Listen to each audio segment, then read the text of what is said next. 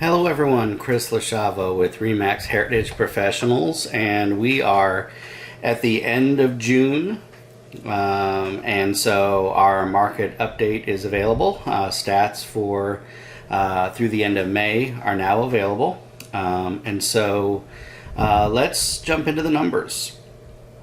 So the housing market continued to slow down in terms of closed sales.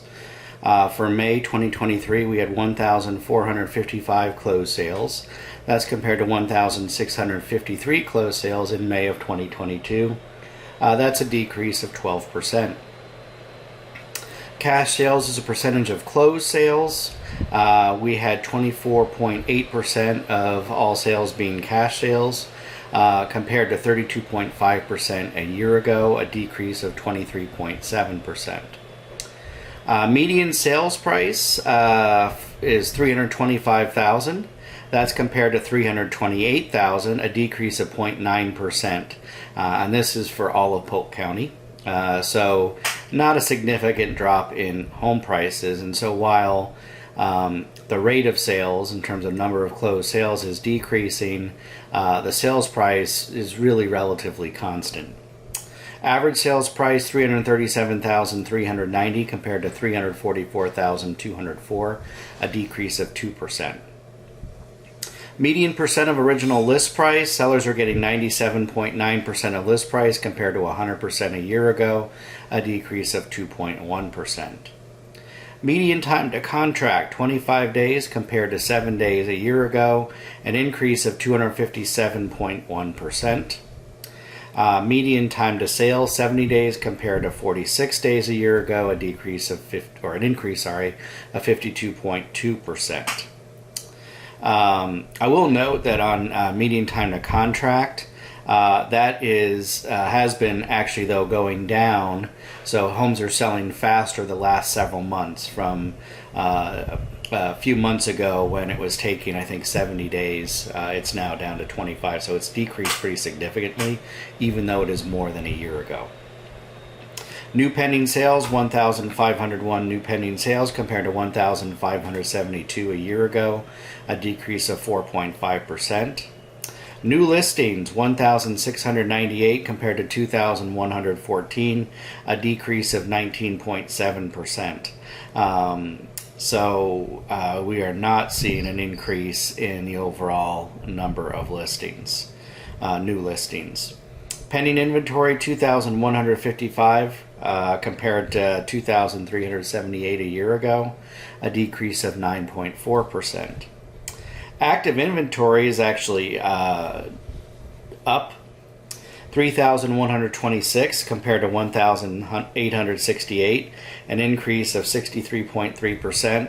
But as we've talked the last couple months, that's more because inventory is taking longer to sell than when it was taking 10 days to sell, 7 days to sell even at some point. So homes are staying on the market longer. We've already indicated there's not an increase in new listings. In fact, there's a decrease of new listings. Month supply of inventory, we're at 2.4 months supply of inventory compared to 1.3 months a year ago, an increase of 84.6%. So we are still very much in a seller's market. We need to be 6 months to be at a balanced market. So we're still very much on the seller's market. And if you tune in, we'll talk a little bit more about why that is. Talk a little bit about why prices are not going down, but number of sales is going down, and what that all means for you. So, as we've identified, basically, home prices have remained relatively stable. Polk County, they went down 0.9%. Winter Haven, they went up around 3%. Closed sales are down, so the market is slowing. The amount of activity happening in the housing market is slowing. Inventory is down in terms of new listings, but overall active inventory is up. So, and that has all to do with the market slowing. And really what is driving what's happening with the market right now, it's all about supply. So what's happening is there are a lot of home buyers out there who got their homes at 2.5%, 3% mortgage rates. And so they're choosing to stay in their homes rather than sell. So, and that's even if they don't particularly like their home, because they don't want to trade a 3% interest rate for a 6.5% interest rate. And honestly, who could blame them? And basically, they could afford half the house, less than half the house, if you're just looking at mortgage rates. So they're choosing to stay put, which means that we're not having a lot of resale inventory come on the market, which is why our new listings continue to go down from what it was a year ago. That is also impacting the rate of closed sales. Because there aren't enough homes on the market, there's not as much homes actually selling and closing, so your closed sales number is going to go down. So the market is slowing from that perspective.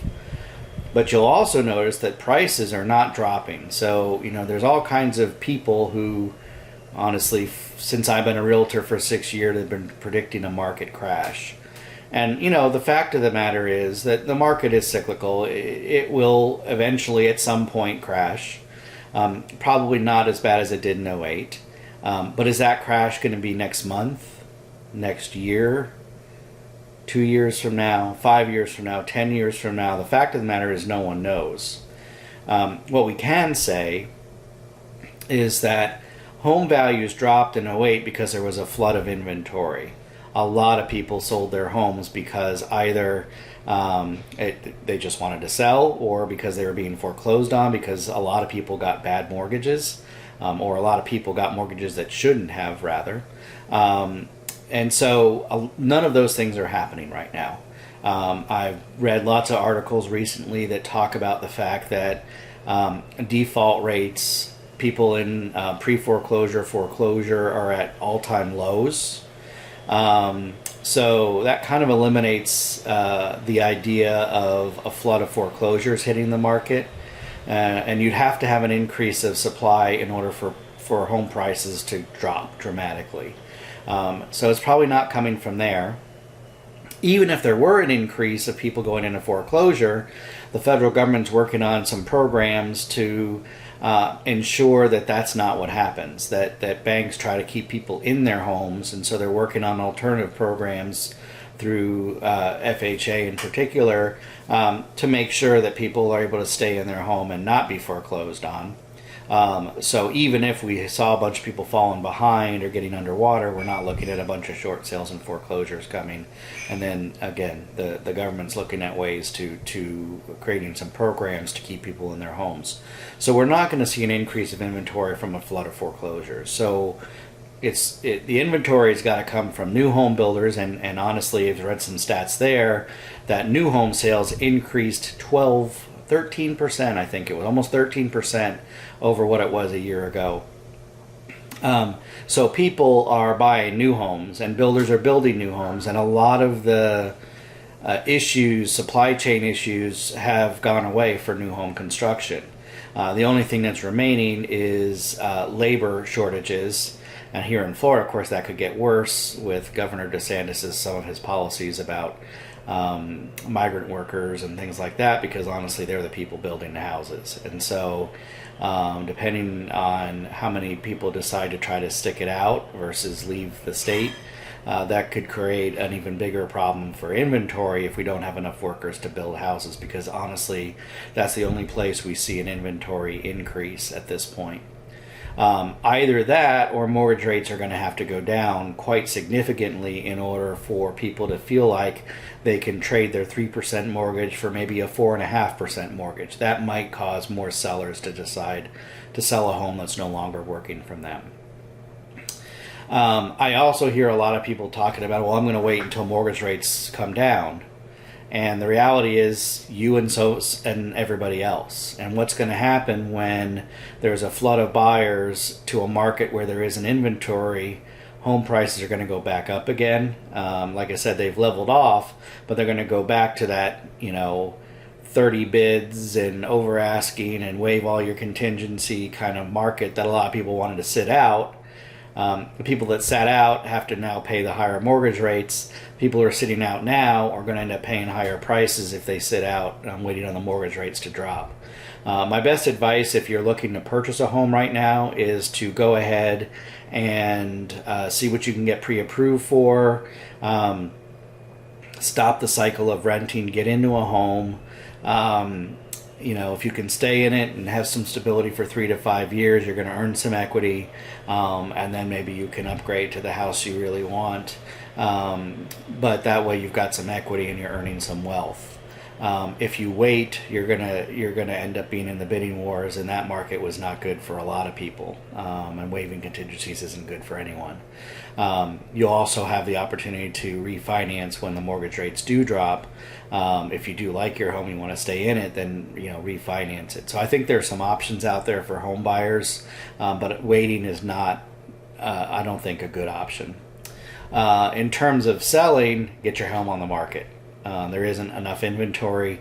You're going to get a good price for your home. Like I said, the stats suggest you're getting 97-98% of asking price. And honestly, if it's a home that's well maintained, that's updated, move-in ready, those sellers are really getting more than asking price or a minimum asking price. So anyway, I hope you found this information helpful. If you have questions about what's happening in the housing market locally, please reach out to me. I'd love to answer your questions. Please subscribe to my YouTube channel. I'd love to have you. Have a great day, everybody.